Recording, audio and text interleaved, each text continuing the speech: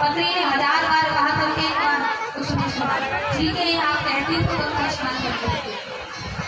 अवदान चंद्र गंगा जी में गंगा स्नान करने के लिए आया। सो भी कैसे आया बता, पैदल पैदल। क्यों आया? क्योंकि महाराज किसी साधन से जाऊंगा तो पैसा खर्च होगा, इसलिए पैदल पैदल आया। तो महाराज उसने विचार किया कि घाट पर नहीं जाऊंगा स्नान करने। घाट पर नहीं जाऊंगा स्नान करने के लिए, क्योंकि घाट पर तो पंडा लोग खड़े होंगे और वो कहेंगे गाँव दो संकल्प करो, और हम भी दान करते नहीं। पूरा जीवन हो गया, हमने एक भेला का दान नहीं किया, 1 टका का दान नहीं किया, 1 पैसा का दान नहीं किया है, हमसे नहीं होता ये दान का। इसलिए मैं घाट पर नहीं जाऊंगा। तो दानचंद स्नान करने के लिए आया। कहाँ आया बताएं? मुर्दा घाट। दानचंद स्नान करने के लिए आया मुर्दा घाट पर। विचार किया मुर्दा घाट तो हमेशा खाली पड़ा रहता है। मुर्दा घाट तो जब कभी भरता है, जब कोई व्यक्ति अपने घर में सीट खाली करता है, तब मुर्दा घाट भरता है।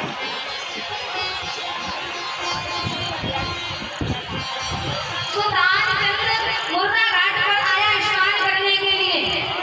तो अब क्या हुआ? भगवान ने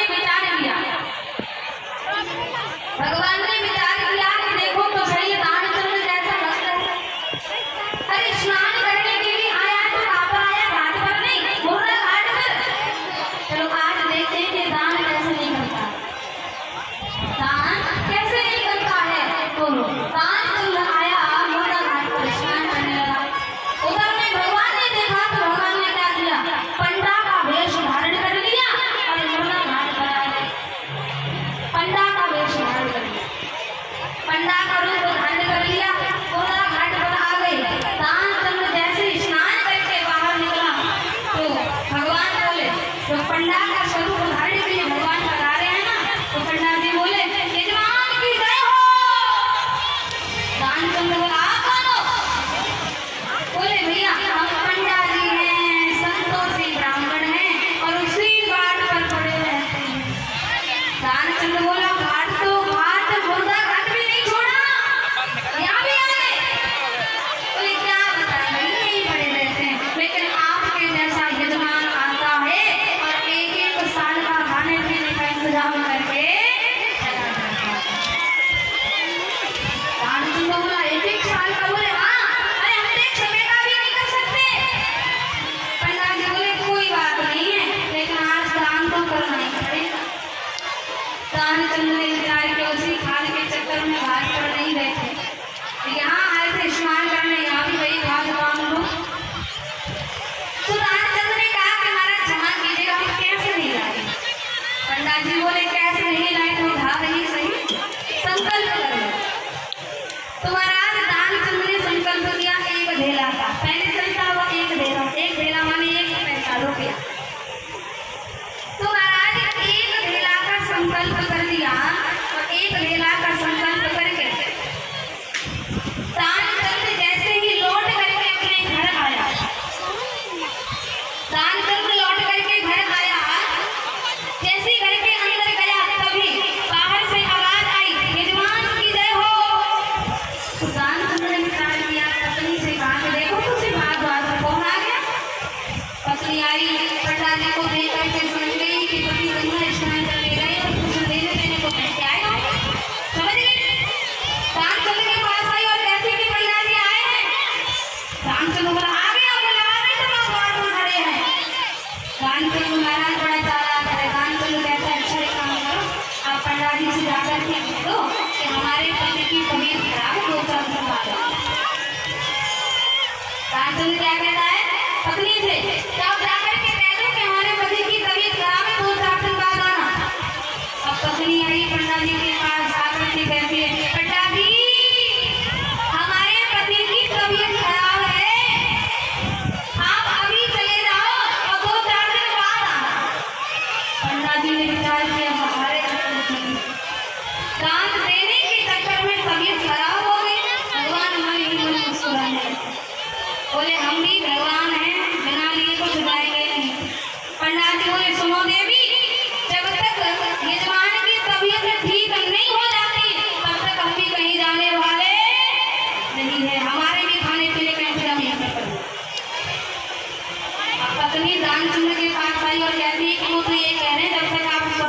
हिसाब से तब तक हम कहीं जाने वाले नहीं हैं। ध्यानचंद कहता है अच्छा तो अब जाकर के कह दो कि हमारे पति तो अभी अभी मर गया, पधार गया, जाके कह दो।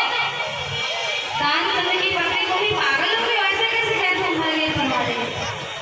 ध्यानचंद कहता है अरे देवी जाकर के कह दो, मैं तो 2-4 घंटे सांस रोके पड़ा रहा। अब बेचारी पत्नी बाहर रोते आई और रोते कहते हैं पंडा जी, ओ पंडा जी अभी अभी हमारे पति। पंडा जी बोले क्या? बोले हमारे पति पधार गए। अब भगवान को मन ही मन में हंसी आ रही है, काम लेने के चक्कर में मरने को तो राजी है लेकिन दाम लेने को राजी नहीं है। और पंडा जी भी कम नहीं थे, बोले देवी जब तक दानचंद का दाह संस्कार नहीं हो जाता तब तक हम भी कहीं जाने वाले नहीं है। और वैसे भी गांव इतना बड़ा है, कहाँ किसको बुलाती फिरोगी, मैं जाता सबको इकट्ठा कर दूंगा। पत्नी रो रही। पंडा जी पूरे गांव में घूमाए, सबसे कह दिया दानचंद मर गया, दानचंद मर गया। अरे गांव के लोग समझ सकते हो गए। अब गांव के लोगों ने क्या किया, दानचंद को ठटरी पर बांध दिया और ले जाने को हुए पत्नी रो रहे और रो करके कहिए मरे नहीं है जिंदे हैं, मरे नहीं है जिंदे हैं। अब बेचारी पत्नी की कौन सुने, गांव के लोग कहें अब क्या होता है रोने से, मरने वाला तो मर गया, ये तो तुम्हारा प्रेम है।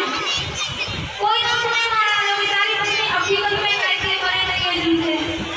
अब गांव के लोग दानचंद को ले संसार। अब जैसे अग्नि देने वाले थे, भगवान ने विचार किया कि खामा का दान की चक्कर में दानचंद मर जाएगा। तो पंडा जी दानचंद के पास आए और कान के पास में उसको ले जा करके कहा कि दानचंद आया हूँ बैकुंठ से, तुम्हें इतना बड़ा जोड़। अरे पागल दानचंद, मैं तो भगवान हूँ और मैं तो बैकुंठ से आया हूँ, आंखें खोल के देखो तो सही। तो दानचंद ने विचार किया कि पंडा नहीं है, भगवान है। तो एक बार खोल करके देखा, क्या देखा महाराज, वही सामने पंडा जी खड़े, झट से दोनों आंखें बंद कर लिया, तो भगवान नहीं पंडा। भगवान ने फिर से कहा कि रामचंद्र आया हूँ बैकुंठ से, आंखें खोल के देखो तो सही। भगवान ने कहा कि देखो रामचंद्र, ये दुनिया मुझसे हार जाती है, ये दुनिया मुझसे हार जाती है, लेकिन आज मैं तुझसे हार गया। अब आंखें खोलो और मांगो आपको क्या चाहिए।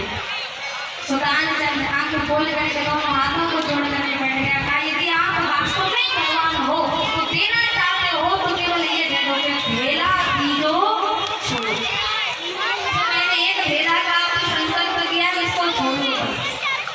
तो देखो दुनिया में, संसार में ऐसे ऐसे व्यक्ति हैं, मरने को राजी हो जाते हैं लेकिन दान लेने को राजी नहीं होते। महाराज दान करते रहोगे तो ठीक रहोगे, और दान नहीं किया तो दान आपका धन गलत स्थानों पर निकल जाएगा, कोर्ट कचहरी हॉस्पिटल वगैरह गलत स्थानों पर चला जाएगा। इसलिए दान करते रहिए। गुरु शुक्राचार्य जी कहते हैं मत दे दान जमी को, क्योंकि तुझे नहीं पता है लक्ष्मी का पति है, तुझे छलने के लिए आया है, मना कर दे। लेकिन बलि कहता है वहां करके ना नहीं होता। अब क्या हुआ महाराज, काफी समय हो गया, संकल्प के लिए दोनों तैयार हो गए। तो गुरु शुक्राचार्य जी ने विचार किया चेला मानेगा नहीं, तो सूझ में उनको धारण किया, सागर की टोपी लगा के बैठ गए। जब संकल्प के लिए जल नहीं निकला तो भगवान ने गुस्सा से सागर की टोटी में जब गुस्सा डाले ना, तो गुरु शुक्राचार्य जी की एक आंख टूट गई। तो एकदम से महाराज क्रोध में आकर के कहा, कहे राजा बलि तू श्रीहीन हो जा, लक्ष्मी से विहीन हो जा, संकल्प पूरा हुआ। तो देखो जो व्यक्ति कोई दान करे और उसके दान में कोई दूसरा व्यक्ति बाधा डाले, व्यवधान डाले, अड़चन डाले, तो उसका यही हाल हो जाता है जैसा गुरु शुक्राचार्य जी का हो गया। अब महाराज संकल्प पूरा हुआ, भगवान ने विराट स्वरूप धारण किया और तो मैं हमने तीनों लोगों को नाम लिया। और बलि से कहते हैं, बलि तीसरा अचानक को बलि कहता भी तो अपने धन को ना पाए, धन का मालिक तो मत। तीसरा पैर मेरे सिर के ऊपर रख लीजिए। तो महाराज तीसरा पैर बलि के सिर के